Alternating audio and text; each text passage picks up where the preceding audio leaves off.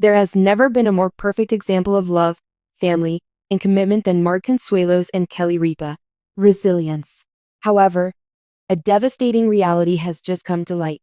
Mark Caniel has been quietly fighting cancer since a diagnosis that rocked his family, even though the public loves him for his acting, marriage, and parenting. American morning show host Kelly Ripa famously wept on television as the weight of the situation got too much for her to bear. What exactly transpired to cause this shocking revelation? For what reasons was Kelly able to keep going?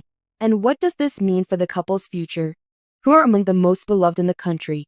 This story will tear you to shreds, but it also offers a glimmer of hope and the kind of love that can weather any storm. Rumors first began to circulate within Mark and Kelly's household, rather than in the tabloids. Subtle changes in Mark's health, an enduring sense of exhaustion, and an enduring cough were the first symptoms. Kelly was unable to ignore the indications, no matter how small. Mark first disregarded it. He was the rock upon whom his family could depend, and he never lost his strength or energy. Something was off, though, and Kelly knew it. In most cases, a partner's gut feeling is spot on. A silent crisis was developing behind closed doors as the world beheld the same captivating Mark Consuelos on television. It would eventually become painfully clear. Then, the life-altering doctor's appointment arrived. It seemed as if their whole universe had crumbled when the doctors eventually gave the verdict. Cancer struck Mark Consuelos. The news seemed unbelievable to Kelly. She couldn't believe her luck. The man she'd spent her whole adult life with was now battling for his life. The word cancer is incredibly depressing. A lot of you who are watching probably saw it happen to someone you care about. This isn't merely a diagnosis, you know. Everything is thrown into chaos by the explosion. After the fact, Kelly said she could hardly breathe at that second. When she looked at Mark, she perceived more than simply her spouse. Not only did she see her unprepared partner, but she also saw her children's father. Despite his fear, Mark whispered to her, "We will overcome this as a team." Making millions of people happy first thing in the morning is Kelly Ripa's job. Still, she was visibly shaken upon returning to her program in the days following Mark's diagnosis. Tears started to form in her eyes, and her voice quivered. For the first time ever, the normally composed host faltered when addressing the cameras. She told the crowd that she and her family were going through a tough patch. Her honest feelings conveyed a lot, even if she didn't spill the beans. What the American people witnessed was a scared wife who was worried she might lose her soulmate, not a TV star. We all share common experiences of loss, anxiety, and love, and many viewers recognize themselves in her emotions. The public display of Kelly's fragility, though, was only the beginning of a long road of anxiety and confusion. The news was absolutely heartbreaking for Michael, Lola, and Wuchin, who were their children. What do you do when you learn that your father, who was always there to support you, share in your laughter, and offer advice, is now battling cancer? All right, Kelly and Mark made a deal. In other words, they would tell it as it is. They rounded up the children and spilled the beans. Their resolve to overcome this tragedy as one strong family was unshakable, no matter how many tears they shed. Kelly became the rock for the family in the background. She would often hide her tears from her children so they wouldn't understand how terrified she was. Mothers watching this will know how hard it is to keep it together for their children while they are going through a difficult time emotionally. The burden was practically too much for Kelly to carry. Yet that was her reality. Their world was on the brink of collapse one night. Mark was quickly transferred to the intensive care unit, ICU, as his health worsened. In retrospect, Kelly recalled the situation as a whirlwind of flashing lights, rushing people, and the hurried actions of medical personnel. She was sobbing uncontrollably as she sat on the hospital chair. This was turning into her worst nightmare. The medical staff battled with dogged persistence. Kelly prayed with a level of passion she had never experienced before, even though every second seemed like an eternity during those excruciating hours. She was in no mood to give him up just yet. Their nightmare hit rock bottom when they were terrified in the intensive care unit. A glimmer of optimism, though, appeared as dawn broke.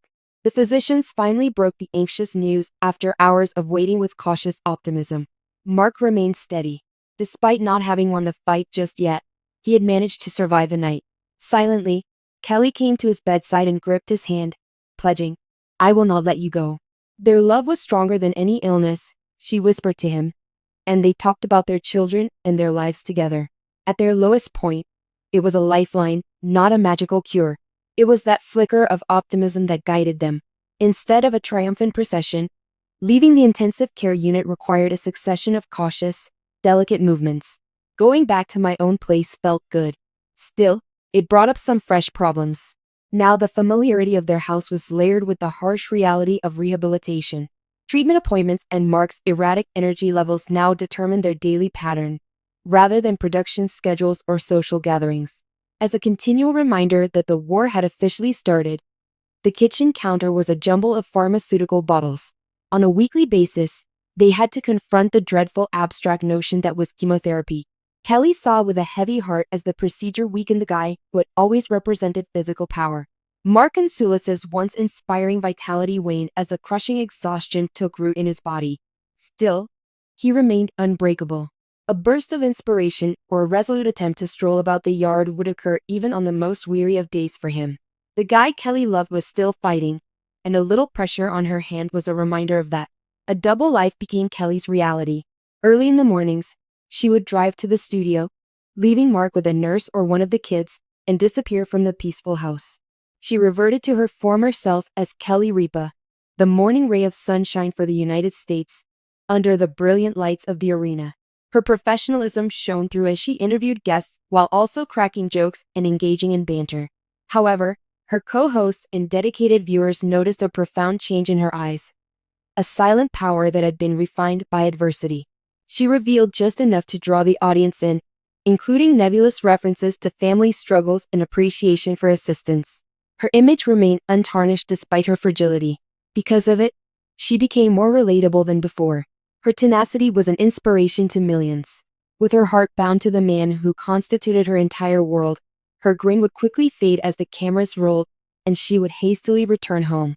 The youngsters were also profoundly impacted by the catastrophe. Lola, Michael, and Hachin were no longer merely children shielded from harm by their renowned parents. In time, they became rock-solid advocates. The eldest, Michael, showed maturity by taking charge of the household, making sure everyone's routines were in order, and even doing errands. Lola became her father's trusted confidant due to her innate empathy. They would spend hours together discussing any and all topics. Bringing back a sense of normalcy had a stronger restorative effect than medication. Even though he was the youngest, Waken shone brightest.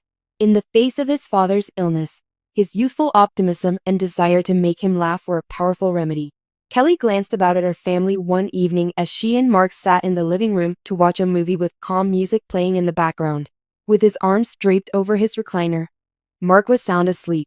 Sitting nearby, her children created a safe space of quiet. Fame, a prognosis, and dread weren't there at that same second. Nothing but love existed. Deep down, they knew they were one big happy family and that their group's power exceeded that of its individual components. A quiet vow was made by them. They were determined to be united and not let this illness divide them. The immediate shock of the diagnosis started to settle into a torturous new normal as the weeks grew into months. An aggressive yet essential battle was fought on a cellular level by the treatment method.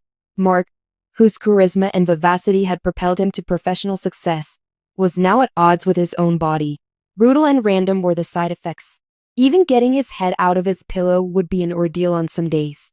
Days when he was hollowed out and trembling from the nausea's relentless waves. But Mark, being Mark, refused to allow the illness to define him. Whenever his body would permit it, he was adamant about sticking to schedules.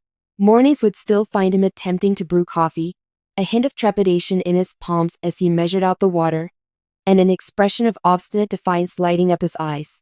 Kelly would stand at the doorway and watch him, her heart pounding with a blend of pride and grief. She'd seen the toll it would take on him, the need to sit down afterward, his breath coming in shallow gasps, his pale skin contrasted with the dark kitchen cupboards. An unspoken monument to his determination, a defiance of the disease that prevents one from giving up on the little dignity of everyday living. Meanwhile, the general population eagerly awaited the outcome. It was like a tidal wave of love flowing forth. The hashtag #MarkStrong was trending on social media, and Mark received an overwhelming amount of fan mail, including letters from complete strangers sharing their own cancer stories, prayer chains set up in small towns across the Midwest, and artwork from children portraying Mark as a superhero battling a green monster. One night, When Mark was in the living room, Kelly sat on the floor and read aloud from the heaps of papers. 400. His eyes widened with a real smile after what felt like weeks. "Kel, we're not in this battle alone," he said, his voice rough but replete with wonder.